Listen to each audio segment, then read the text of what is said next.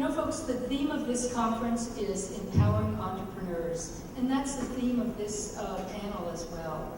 We want to help you get some insights into the amount of energy and entrepreneurial spirit that's available by more successfully enabling women to be a part of the entrepreneurial ecosystem.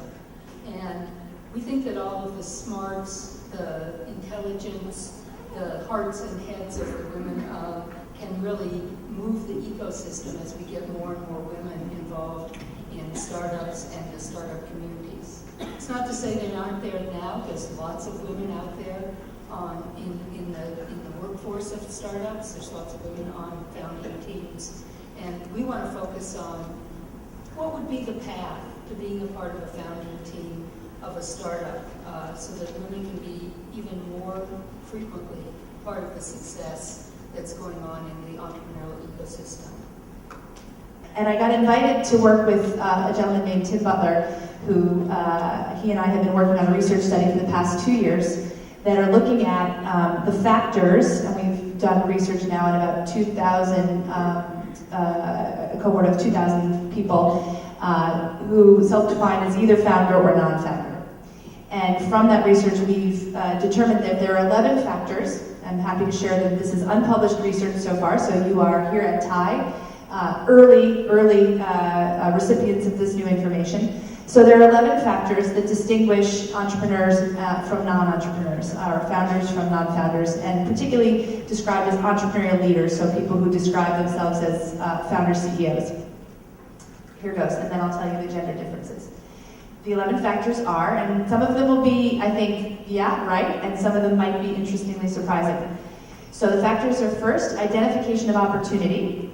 So entrepreneurs excel in more than non-founders.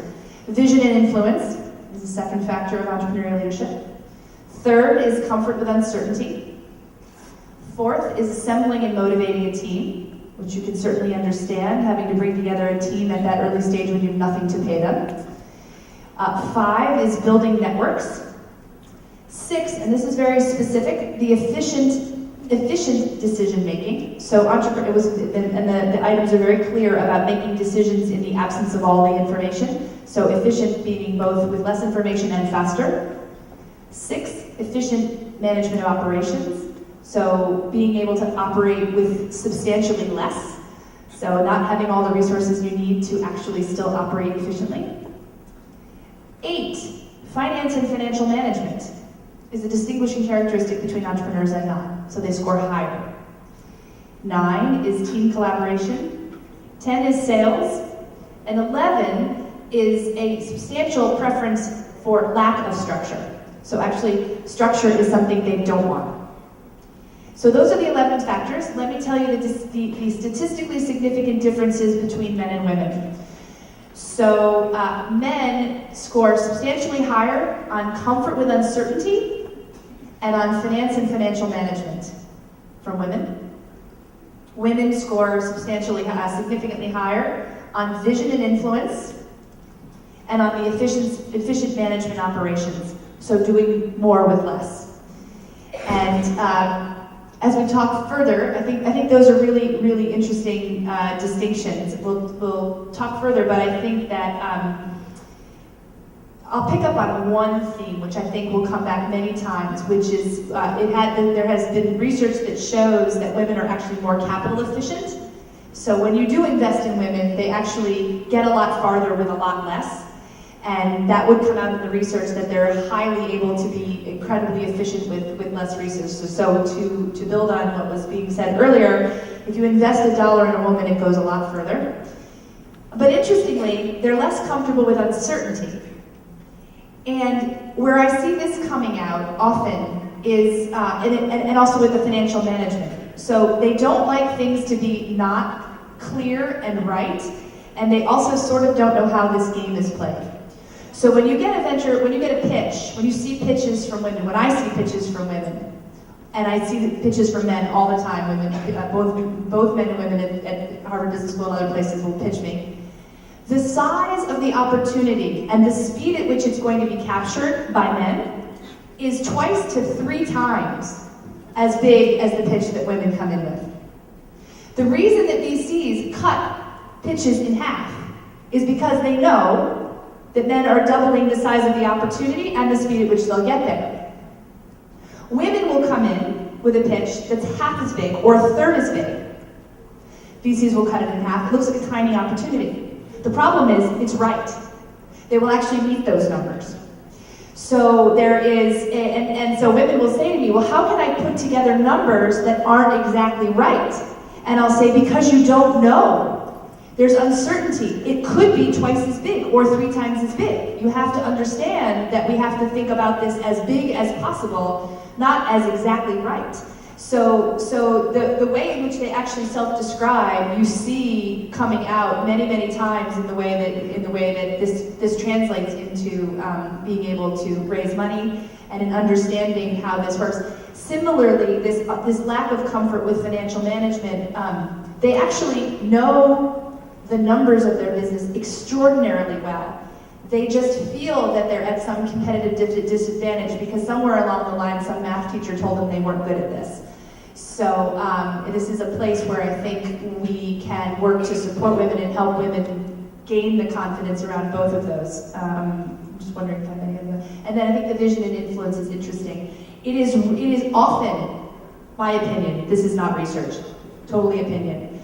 You will see incredibly successful male entrepreneurs who can't present themselves out of a bag.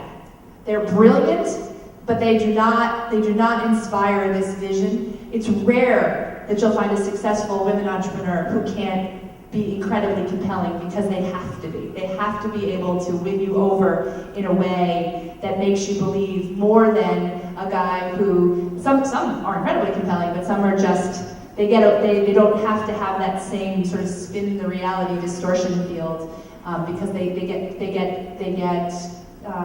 points for other things. So just that last one was completely an observation, not research. So some thoughts to think about. And I will actually make those factors available to TiE to publish to your group at another point. So I think a couple of points when I'm thinking about how women pitch versus men.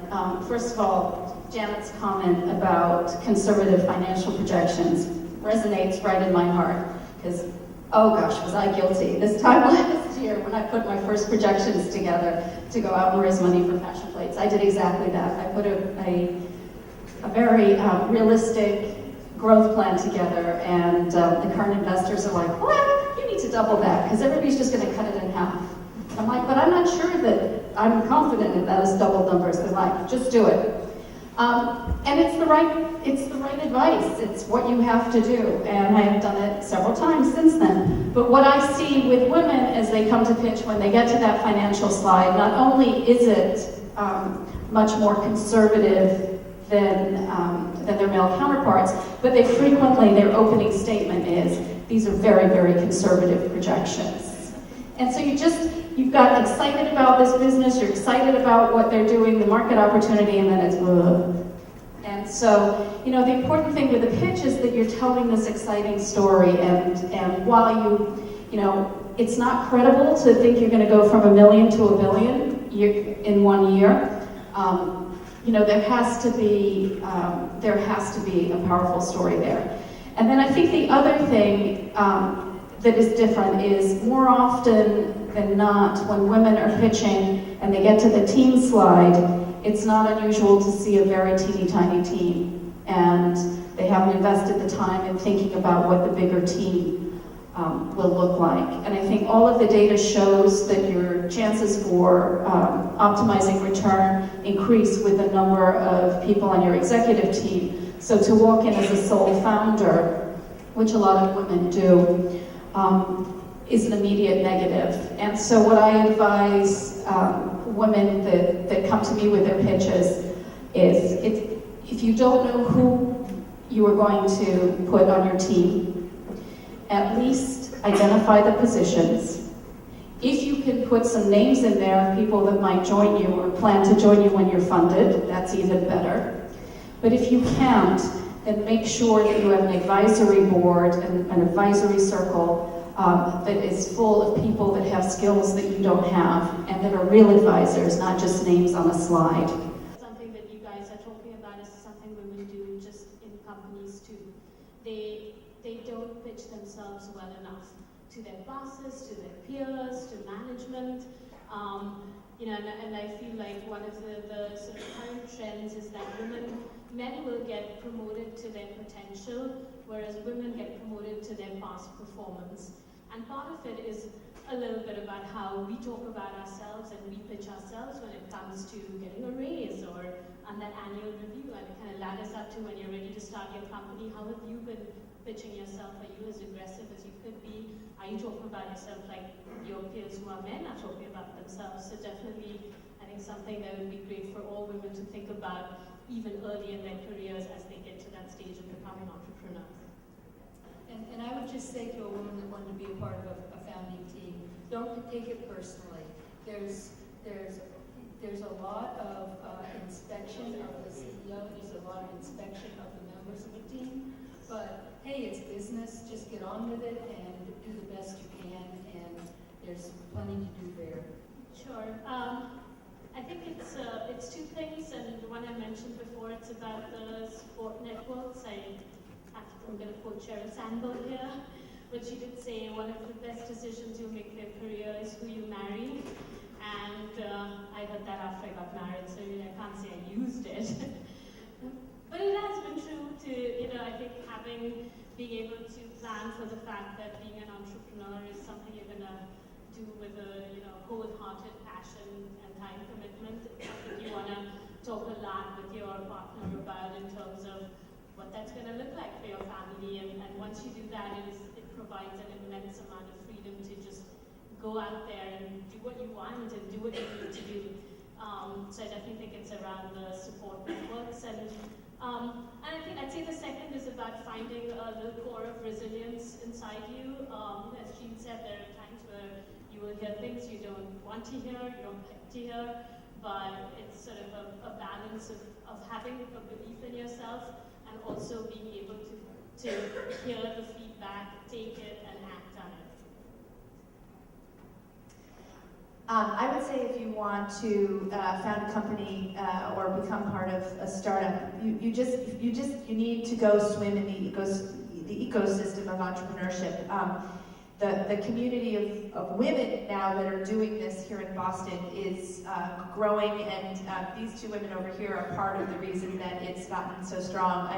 If Anita or Jean said do X, I would jump as high as needed because we're building this great place. So come swim in these waters, come work for companies that are doing really interesting things, and I think once you do, you'll catch the bug, and we'll support you.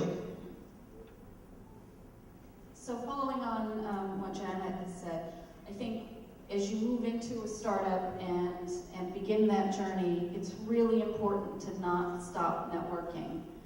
There's a tendency once you've launched your startup for it to become a full immersion experience, and you start to make trade-offs. Can I afford to do this? Can I afford to do that? Particularly for women that are juggling family issues as well. But I will tell you, the single biggest lesson I think I've learned in the last few years is it's really important to keep networking because you never know when you're going to meet that contact that can fundamentally change your business.